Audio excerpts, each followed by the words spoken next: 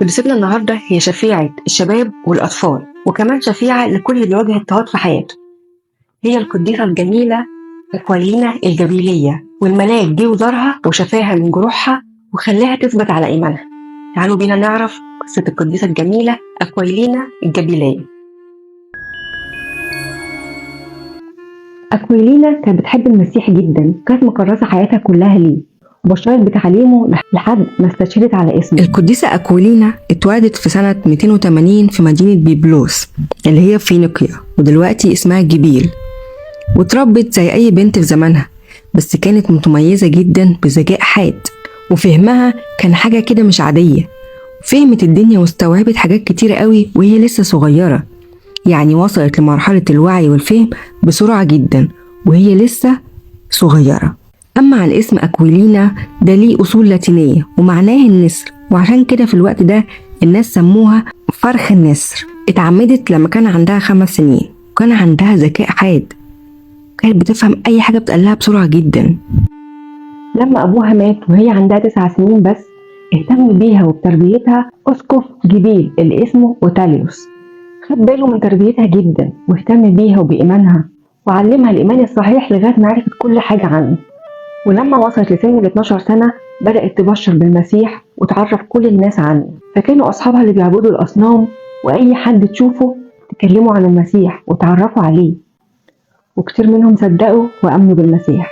اسم أكويلينا ده اتشهر ووصل للحاكم فولوسيانوس اللي معروف بكرهه شديد للمسيحيين، فراح ادى أوامره للعساكر إن هم يجيبوها له. فجت قديستنا أكويلينا ووقفت قدام الحاكم بكل شجاعة ومش خايفة، فراح سألها انت دينك ايه؟ فردت عليه وقالت له انا مسيحية، على طول كده من دون اي خوف. فراح قال لها الحاكم انت لازم تسجدي للأوثان، بس هي ما اهتمتش بكلامه وفضلت على موقفها وحبها للمسيح.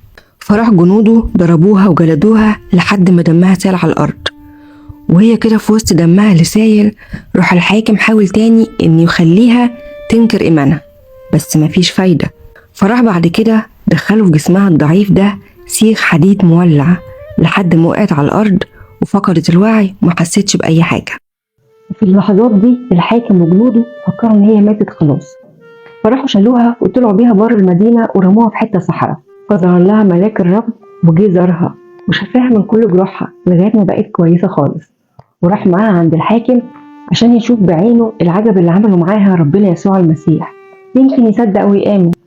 بس الحاكم لما شافها استغرب جدا، وما كانش مستوعب اللي هو شايفه، كان مستغرب جدا لدرجة ان هو حس ان هو بيحلم. وبعدين راح خدها وحطها في السجن مرة تانية.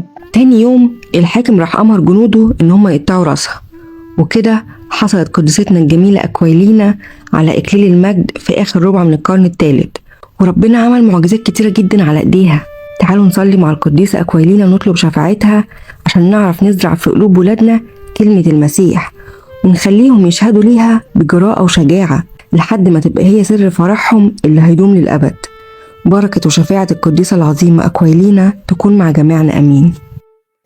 لو أول مرة تسمع سيرة القديسة العظيمة أكويلينا الجبيلية ابعتها لكل الناس، خليهم ياخدوا بركة. وتابع صفحتي واستنوني كل يوم بالليل الساعة 8 مع حكاية قديس جديد.